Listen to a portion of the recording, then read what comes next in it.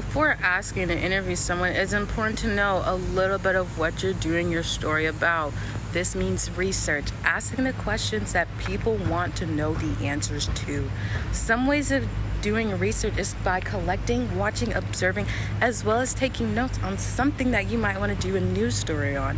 Observing something naturally as it unfolds gives you a way to be curious, a way to just let loose and ask questions that you otherwise wouldn't think to ask. Another way to prepare for an interview is to come with questions prepped before the interview takes place. You don't want to stick solely to these questions and just spit them out like a robot.